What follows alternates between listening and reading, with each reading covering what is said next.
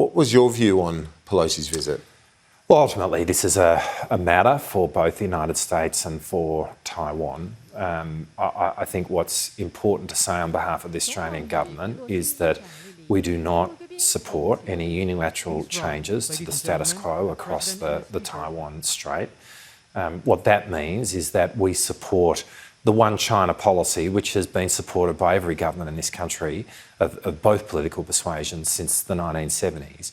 And what you'll get from us is a very calm and measured response to this. We're obviously monitoring the circumstances very closely, but the fundamental principle is we do not support changes to the status quo. I see some analysts online talking about this as the fourth Taiwan Straits crisis precipitated by the visit by Nancy Pelosi. It was avoidable, wasn't it? Well, again, it's really a matter for Taiwan and for the United States.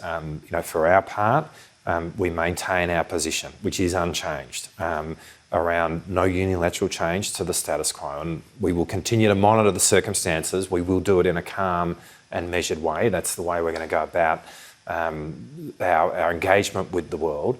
And all of that is underpinned by the position that we've had in this country over a long period of time in respect of a one China policy. But when we talk about this most challenging of strategic environments, as Angus Houston called it, this flashpoint, if we needed any further example of it, it's provided in terms of the events of today and what looks like is going to happen over the next weeks and months by the Chinese military flexing its muscles in the region. Well, we're watching it and we're monitoring it closely, but what I would say is that the strategic review that we are undertaking, for me, is born over a set of circumstances which has been clear now for a number of years, and it really was best encapsulated in the 2020 Defence Strategic Update. That was the moment where it said we're within that 10-year window of warning, and that requires us to think about what we're going to do, and that's why the strategic review is so profoundly important. I know you've got to go. Just one quick one. On the climate bill passing, you are heavily engaged with our Pacific neighbours.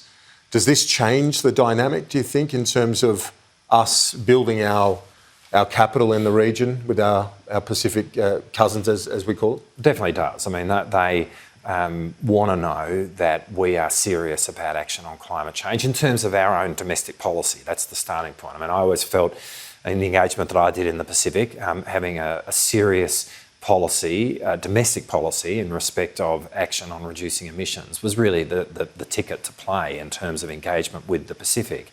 And I think from there, what we've made clear is that we really want to help the Pacific tell their story to the world as being countries which are on the front line of climate change. And certainly when you're out there, particularly in coral atoll nations like Kiribati, Marshall Islands, Tuvalu, where you're talking about just a few metres above sea level, it's the highest point above sea level. This is a visceral issue and felt in a way which is so present and so differently, to be frank, than we feel it here.